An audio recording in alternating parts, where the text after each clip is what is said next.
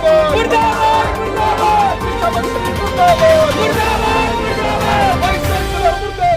नाम कृष्ण अत्री है, पूर्व प्रदेश महासचिव नशे हरियाणा। आज मंत्री जी का आवास का विरोध प्रदर्शन करने आए हैं, क्या वजह है? देखिए, ऐसा है कि फर्स्ट ईयर के छात्रों का परीक्षा परिणाम अभी आया था, जिसमें अकेले पंडित जवाहरलाल नेहरू कॉलेज से 300 साढ़े 300 छात्र छात्राओं को नॉट एलिजिबल करार दे दिया यूनिवर्सिटी ने। और उसका रीजन बताया कि यूनिवर्सिटी बच्चों ने अपने डॉक्यूमेंटेशन कंप्लीट नहीं करी है। अब मेरा सवाल इस बात के साथ ये बनता है कि जब बच्चे ने अपनी डॉक्यूमेंटेशन कंप्लीट नहीं करी थी तो यूनिवर्सिटी ने उसका एडमिशन कैसे ले लिया, उसे अपना स्टूडेंट कैसे मान लिया?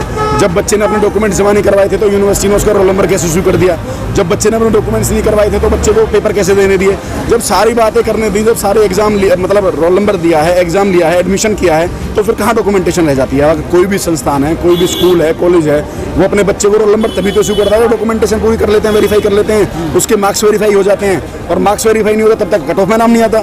जब मार्क्स वेरीफाई हो जाते हैं, कट ऑफ में नाम आ जाता है, तभी तो एडमिशन होता है। लेकिन हाँ, तो एक बेतुकी सी बात कर दी है कि भैया आपकी डॉक्यूमेंटेशन कंप्लीट नहीं है और आपको 3,000 रुपये तो एनई हटवाने के लिए और 5,000 रुपये सीआर हटवाने के लिए देने पड़ेंगे। एक बच्चे पर 8,000 रुपये का अवैध जुर्माना लगाया गया है। जो सीआर की फीस है, कंटिन्यू रजिस्ट्रेशन की फीस, तो पूरी की पूरी अवैध है। लेकिन देखने वाली बात यह है कि जो सीआर है, कंटिन्यू रजिस्ट्रेशन है, उसकी एक्चुअल फीस 400 रुपये है। जो 400 रुपये कॉलेज पे करता है, जो हमसे फीस के time at the time of admission हमसे वो ले लिए जाते हैं। एक कॉलेज अपने आप पे करता है उसे, लेकिन उस 400 रुपये पर 1250% ब्याज कह लो, अवैध वसूली लगा लो, जुर्माना लगा लो। 400 रुपये पर 1250% एक्स्ट्रा ब्याज लगा करके 5,000 रुपये और मांग रहे हैं हम पे। 400 रुपये के 5400 भरने हैं अब हमें। तो इसी मुद्दे को लेकर के आज हम कृष्णपाल जी के पास आए हैं। आप वो तो संसद में है, लेकिन उनके पीए से आपने क्या आश्वासन अभी तक मिला? देखिए, आश्वासन उन्होंने दिया है कि समाधान करेंगे, और हमने भी ये कहा है कि जब तक समाधान नहीं हो जाएगा तब तक हम लोग यहाँ से नहीं हटेंगे। आप यहीं रुकेंगे? जी बिल्कुल। क्या लगता है? जी, समाधान लेकर जाएंगे, नहीं तो यहीं रटे हुए हैं, क्या दिक्कत है? यहीं रपटा है हमारा। मेरा नाम तनु है। आज मंत्री जी का आवास के विरोध प्रदर्शन करने आए हो, क्या वजह है? जी, हम यहाँ पे इसलिए आए हैं, तमाम स्टूडेंट यहाँ पे इसलिए आए हैं ताकि हम अपनी अवैध वसूली की जो मांग की जा रही है, जो एमडीयू प्रशासन कर रहा है हमसे, हम उस मांग को वापस कराना चाहते हैं कि इतने जो पैसे हैं, इतनी वसूली जो की जा रही है, उसको हम नहीं दे सकते। कितने पैसे लिए जा रहे हैं? जी, पहले हमसे 4,000 रुपये एनी टैग को हटाने के लिए ले जा चुके हैं, और अब ये हमसे फिर से सीआर कंटिन्यूशन रजिस्ट्रेशन की फ़ीस पे 5,000 रुपये हमसे मांग रहे हैं फिर से। वैसे रजिस्ट्रेशन फीस लगता कितना है? 400 रुपये लिया जा रहा है। 4,000? जी, 5,000 रुपये लिया जा रहा है। 5,000। अब क्या मांग कर रहे हैं, इसलिए यहाँ पे पहुँचे, क्या मांग है? जी, हम अपना टैग हटवाने के लिए हम अपने 4,000 रुपये दे चुके हैं, और जब ये हमसे 4,000 रुपये ले चुके हैं, इसका मतलब है कि 3,000 रुपये ये हमसे टैग हटाने के लिए ले चुके हैं, और 1,000 रुपये जो हमारा सीआर कंटिन्यूशन फीस था वो भी इन्होंने ले लिया, जो कि टोटल 4,000 रुपये हो जाता है। तो फिर से अब ये लोग सीआर के नाम पे हमसे 5,000 रुपये की वसूली करना चाहते हैं। मेरा नाम सत्यम है। आज आप मंत्री जी के आवास पर पहुँचे विरोध प्रदर्शन करने, क्या मांग है? सर, हम छात्रों की यही मांग है, जो हमारा रिजल्ट रुका पड़ा है, जिसके रिजल्ट में नहीं आया हुआ है। मैं सरकार से सर ये पूछना चाहता हूँ कि एक तरफ ये बेटी बचाओ बेटी पढ़ाओ और ये यूथ को आगे ले जाने की बात करते हैं और बोलते हैं कि हम सारा देश का भविष्य हैं, तो सर अब जब हम परेशानी में हैं तब ये लोग क्यों पीछे हटे हुए हैं? मैं कृष्णपाल गुर्जर जी के आवास पे हम लोग सारे आए हुए हैं, उनसे बस हाथ जोड़ के मेरी यही दरख्वास्त रहेगी कि जो हमारा रिजल्ट रुका पड़ा है, जो हमारी साल की मेहनत है, वो ना जाया जाए और हमारा जो रिज़ल्ट है वो आ जाए। क्योंकि कॉलेज की तरफ से आज हमारी लास्ट डेट है, कल 29 तारीख की हमारी लास्ट डेट है। उसके बाद प्रिंसिपल सर ने ये बोल दिया गया कि छात्र जितने भी हैं वो स्वयं जिम्मेदार रहेंगे। तो बस यही दरख्वास्त है कि जल्दी से जल्दी हमारी मांगों को पूरा किया जाए।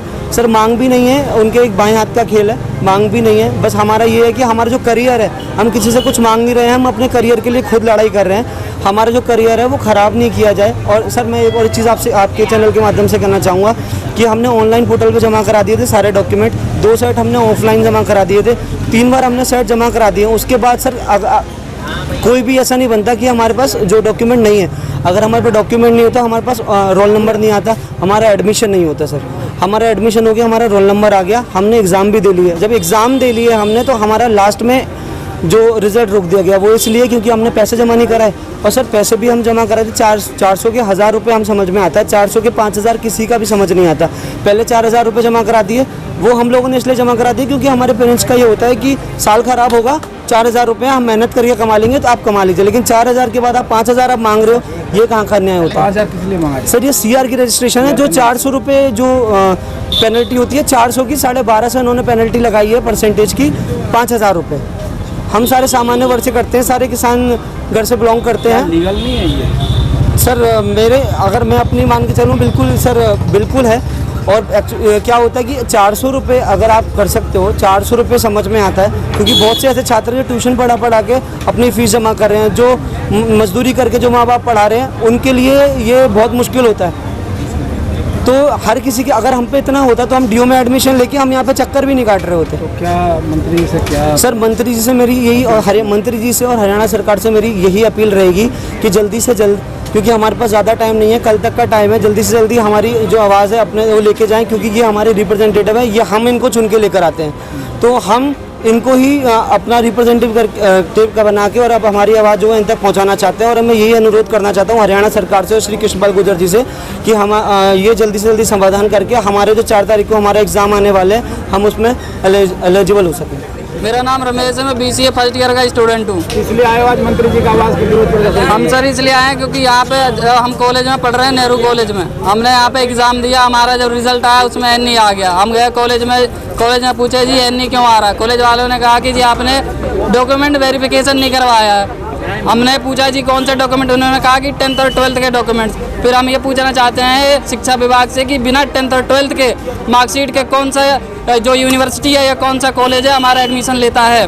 बिना 10th 12th के वेरिफिकेशन के इन्होंने हमारा एडमिशन ले लिया, हमारा रोल नंबर दिया, हमने एग्ज़ाम दिए, हमारे रिजल्ट रोक लिए गए क्योंकि हमने कैरेट डॉक्यूमेंट वेरिफिकेशन नहीं करवाया। यानी बिना डॉक्यूमेंट के इन्होंने हमारा पूरा एडमिशन लिया। हमारा पूरा प्रोसेस चला 6 महीने तक। जब नेक्स्ट सेम की बारी आई, हमने वो 4000 भी जैसे तैसे करके हमने दे दिया कि साल ख़राब हो जाएगा, हमने दे दिया। नेक्स्ट जब सेम की बारी आई, हमारा रिजल्ट आया, रोल नंबर फिर रोक लिए गए। फिर हम कॉलेज में आए, इन्होंने कहा कि जी आपको कंटिन्यू रजिस्ट्रेशन CR के 5000 रुपये और देने पड़ेंगे। यानी जो जिस फीस की कॉलेज स्टार्टिंग में हम एडमिशन करवाते हैं उस टाइम हमें 400 रुपये देनी रहती है, उस 400 का 1250% अधिक ब्याज वसूल कर 5000 रुपये का जुर्माना लगाया जा रहा है। हम इसलिए आए हैं कि ये जो 5000 का अवैध जुर्माना लगाया गया इसको वापस लिया जाए और हमें इस जुर्माने से मुक्ति